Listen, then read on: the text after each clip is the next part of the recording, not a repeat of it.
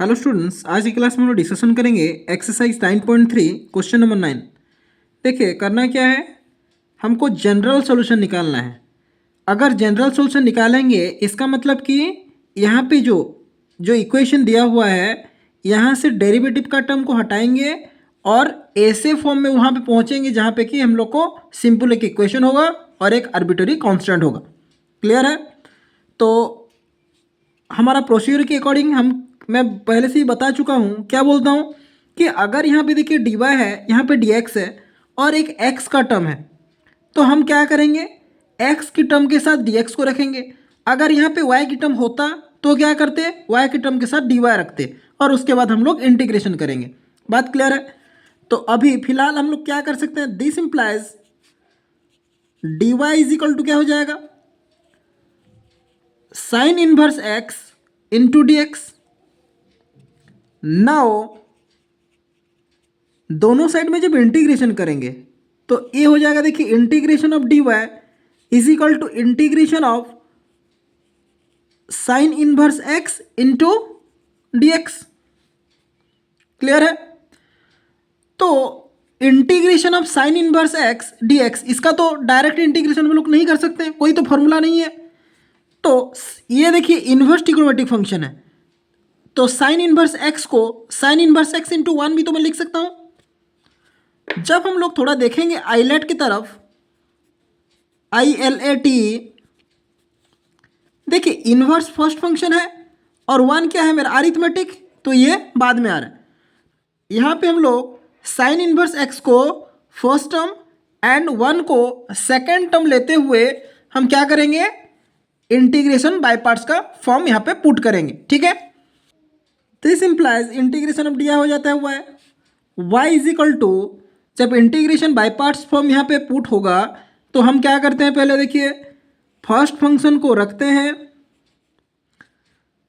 Into integration of second function मतलब 1 D X minus integration of derivative of first मतलब D sine inverse X by D X into integration of second function 1 D x, इसका whole D X. This implies y is equal to क्या मिला, sine inverse x into integration of D x होता है X minus integration of D by D X of sine inverse X क्या होगा, 1 by root over of 1 minus x square into integration of D x होता है x d x. ठीक है?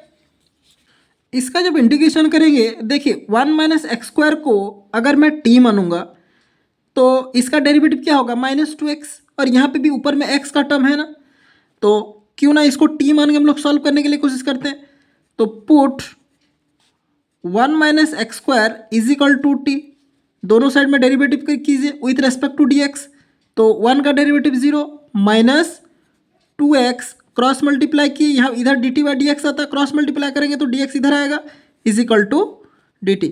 मेरे को किसका वैल्यू चाहिए, x dx, तो this implies x dx is equal to कितना होगा, -1/2 dt। तो x dx के जगह पे हम लोग -1/2 dt पुट करेंगे और 1 माइनस एक्स स्क्वायर की जगह पे t पुट करेंगे। Now y is equal to अभी क्या हो गया, x sine inverse x minus x d x की जगह पे -1/2 dt पुट कीजिए, तो माइनस अब माइनस प्लस 1/2 कॉन्स्टेंट भी फिलहाल इसको बाहर ही रख दीजिए। ठीक है? तो ये हो जाएगा आपका dt बाय रूट टी।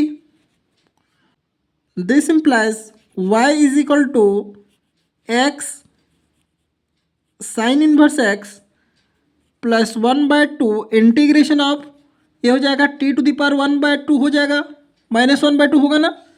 देखिए रूट को हटाएंगे तो नीचे t टू द पावर 1/2 आता है, ऊपर लेंगे तो t to the power -1/2 dt, that is equal to x sine inverse x plus 1/2 into T to the power -1/2 plus 1 by -1/2 plus 1 plus C.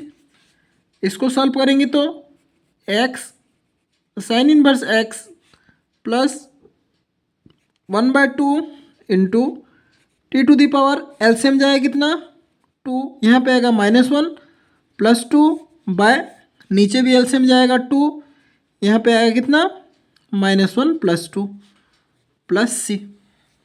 This implies y = x sin inverse x 1/2 देखिए पहले से है, नीचे +2 - 1 कितना 1/2 नीचे आएगा, पलट जाएगा तो 2/1 तो 2 मल्टीप्लाई होगा into t to the power 1/2 कितना हो जाएगा √t + c, 2 2 कैंसिल।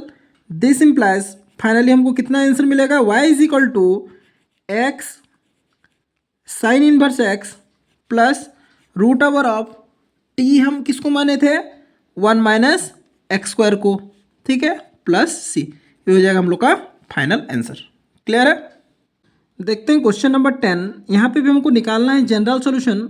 इक्वेशन दिया हुआ है e⁴x × 10y dx + 1 - e⁴x × sec² × dy = 0। ठीक है, फिलहाल हमारा टारगेट रहेगा कि जो भी डेरिवेटिव का टर्म है उसको हटाएंगे किस माध्यम से, इंटीग्रेशन के माध्यम से। क्लियर है? तो यहाँ पे देखिए dx का भी टर्म है एंड dy का भी टर्म है। हम जो टेक्निक के अकॉर्डिंग इसको सॉल्व करते हैं उसके अकॉर्डिंग क्या करेंगे, dx के साथ x टर्म एंड dy के साथ y टर्म पहले अरेंज करके रखते हैं। ठीक है, so this implies,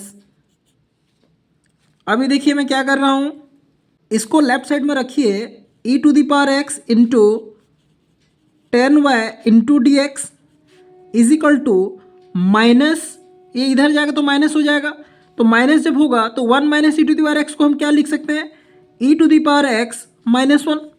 clear, minus को एंट्री करवाया, sec² dy। अभी देखो ये जो x टर्म है इसको x टर्म की तरफ लाते हैं dx की तरफ, और 10y जो है y टर्म उसको dy की तरफ लेते हैं। सो मेरा इक्वेशन क्या हो जाएगा e⁴x × dx whole divided by e⁴x -1 = sec² by 10y × dy। This implies, अभी देखिए दोनों साइड इंटीग्रेशन करते हैं, integration of e⁴x dx whole divided by e⁴x -1 = integration of sec² dy whole divided by 10y। अभी एक चीज़ मेरे को बोलिए, e⁴x -1 को मैं अगर t मानता हूँ तो इसका डेरिवेटिव क्या होगा e⁴x dx = dt ही निकलेगा। क्लियर है? 10y को देखिए मैं अगर t मानता हूँ तो 10y का डेरिवेटिव होता है sec², तो t के तरफ का जब डेरिवेटिव करेंगे तो उधर dt/dx आएगा, क्रॉस मल्टीप्लाई कर देंगे तो क्या हो जाएगा sec² dy = dt मिलेगा। इसका मतलब dt/t फॉर्म, ये भी dt/t फॉर्म। ठीक है, दिस इम्प्लाइज, इसको हम लोग क्या लिख सकते हैं log e⁴x -1 = log